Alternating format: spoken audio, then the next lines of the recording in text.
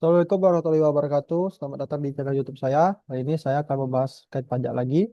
Sebelumnya perkenalkan saya dari Universitas Jambi. Nama saya Muhammad Abdul Andika. Kali ini saya akan membahas kelanjutan dari video sebelumnya terkait konsep pengakuan akuntansi pajak tentang investasi pada entitas anak dan properti investasi. Baik, kita- di sini ada 5 materi, 5 subjudul yang akan saya bahas, yaitu pertama akuntansi pajak atas perolehan aset tetap. Kedua, akuntansi pajak atas penjualan dan aset dan sewa aset tetap. Lalu yang ketiga, akuntansi pajak atas penyusunan aset tetap. Keempat, akuntansi pajak atas pertukaran aset tetap. Dan yang terakhir, akuntansi pajak atas revaluasi aset tetap. Kita mulai aja dari yang pertama, yaitu akuntansi pajak atas perolehan aset tetap. Ya, definisi akuntansi aset tetap itu adalah harta berwujud yang digunakan dalam kegiatan usaha lebih dari 1 tahun. Dalam perpajakan, perolehan aset tetap itu harus dicatat sesuai nilai perolehan fiskal yang diakui oleh DJP. Jadi nilai perolehan aset menurut pajak itu meliputi harga beli dan dan biaya pembangunan, lalu biaya langsung yang dikeluarkan hingga aset siap digunakan, lalu terakhir tidak termasuk biaya yang tidak diakui fiskal, misalnya biaya bunga setelah aset siap digunakan. Perlakuan pajaknya, perlakuan awal untuk perlakuan awalnya aset tetap itu dicatat sebagai biaya perolehan yang sah dan didukung bukti transaksi. Lalu untuk penyusutan fiskalnya setelah hari perolehan aset tetap wajib disusutkan sesuai ketentuan pasal 11 UU PPH.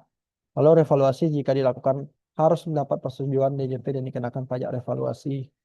Nah, aset tetap itu akan mengalami penyusutan setiap setelah digunakan.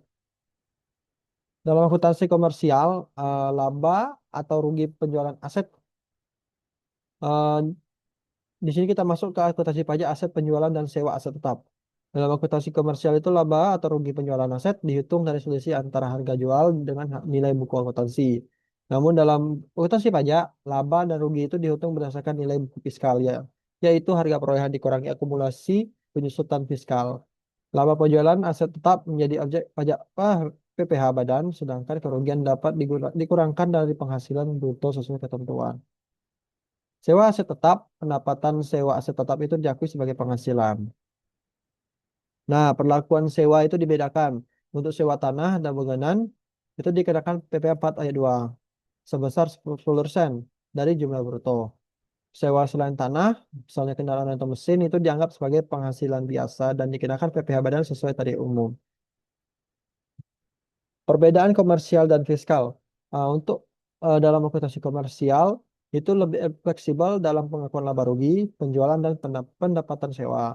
Untuk akuntansi pajak, dia memiliki aturan khusus yang membatasi metode perhitungan dan pengenaan pajak final untuk sewa tanah dan bangunan. Lalu akuntansi pajak aset atas penyusutan aset tetap. Kita harus tahu dulu penyusutan fiskal adalah pengakuan biaya atas penggunaan aset tetap sesuai ketentuan perpajakan. Tujuannya untuk menentukan nilai buku fiskal dan menghitung laba kena pajak secara benar. Ketentuan penyusutan pajaknya itu berdasarkan pasal 11 UU PPH, aset tetap dibagi dalam kelompok masa manfaat. Kelompok satu itu dia 4 tahun, kelompok 2 8 tahun, kelompok 3 16 tahun, dan kelompok 4 20 tahun.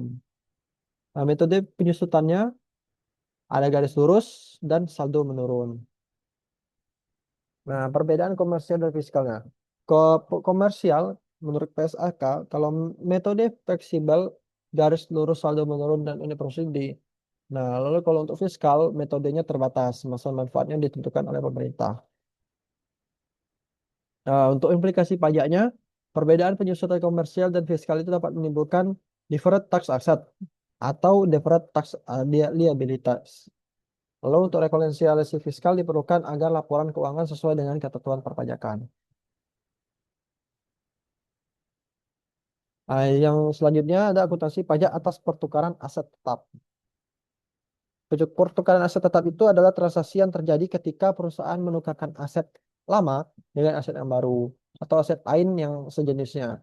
Dalam akuntansi komersial, pertukaran aset tetap dapat dicatat berdasarkan nilai wajar aset yang diterima. Dalam akuntansi pajak, pertukaran aset tetap dilakukan sebagai penjualan sehingga menimbulkan konsekuensi fiskal tertentu. Untuk perlakuan pajaknya, nilai wajar aset itu diterima dan dibandingkan dengan nilai buku fiskal aset yang dilepas. Selisihnya itu merupakan laba atau rugi fiskal yang menjadi objek PPh. Jika pertukaran dilakukan dalam rangka restrukturisasi usaha tertentu, maka dapat diberikan fasilitas penangguhan pajak sesuai ketentuan pemerintah. Perbedaan komersial dan fiskalnya, untuk komersial, pertukaran aset itu dicatat berdasarkan nilai wajar aset yang diterima dengan laba atau rugi diakui dalam laporan keuangan. Kalau dalam Undang-Undang PPh, fiskal, pertukaran asetnya itu diperlakukan sebagai penjualan, sehingga laba atau rugi fiskal dihitung berdasarkan nilai buku fiskal. Implikasi pajaknya, pertukaran aset tetap menimbulkan konsekuensi fiskal berupa pengakuan penghasilan kena pajak. Perusahaan harus melakukan rekonsiliasi antara pencatatan komersial dan fiskal agar laporan keuangan sesuai dengan ketentuan pajakan. Lalu ada akuntansi pajak atas revaluasi aset tetap. Revaluasi aset tetap itu adalah penilaian kembali nilai aset tetap agar mencerminkan nilai wajar saat ini. Dalam akuntansi komersial, revaluasi dilakukan untuk penyajian laporan keuangan yang lebih relevan. Namun dalam akuntansi pajak itu relevansi aset tetap memiliki konsekuensi fiskal khusus karena dapat menimbulkan tambahan nilai yang dianggap sebagai objek pajak. Nah, ada perlakuan pajak dan revaluasinya. Revaluasi aset tetap harus mendapat persetujuan dari DJP. Selisihnya antara nilai buku fiskal dengan nilai wajar hasil revaluasi itu akan dikenakan PPh final sesuai ketentuan pemerintah. Pajak atas revaluasi dibayar oleh perusahaan sebagai konsekuensi penambahan nilai aset. Perbedaan komersial dan fiskalnya, komersial revaluasi itu dapat dilakukan sesuai kebijakan perusahaan dengan selisih dicatat sebagai surplus revaluasi dalam akuntan ekuitas. Lalu fiskal, Undang-Undang PPh revaluasi hanya sah jika mendapat izin DJP dan selisih nilai dikenakan pajak final. Untuk implikasi pajaknya, revaluasi itu meningkatkan nilai buku fiskal aset tetap sehingga memengaruhi perhitungan penyusutan fiskal di masa mendatang. Lalu pajak final atas selisih revaluasi menjadi beban tambahan bagi perusahaan. Rekonsiliasi antara pencatatan komersial dan fiskal wajib dilakukan agar laporan keuangan dan SPT tahunan konsisten. Jadi kesimpulannya, akuntansi pajak atas aset tetap itu menekankan kepatuhan fiskal dalam setiap transaksi perolehan, penjualan, sewa, penyusutan, tukaran, dan revaluasi. Di perbedaan perlakuan antara akuntansi komersial dan fiskal menimbulkan konsekuensi berupa pajak final, laba atau rugi fiskal, serta beda temporer. Oleh karena itu, perusahaan wajib melakukan rekonsiliasi agar laporan keuangan dan SPT tahunan konsisten dengan ketentuan perpajakan. Baik, itu saja materi lanjutan ini. Terima kasih sudah menonton. Semoga materi yang saya jelaskan bermanfaat. Saya akhiri. Wassalamualaikum warahmatullahi wabarakatuh.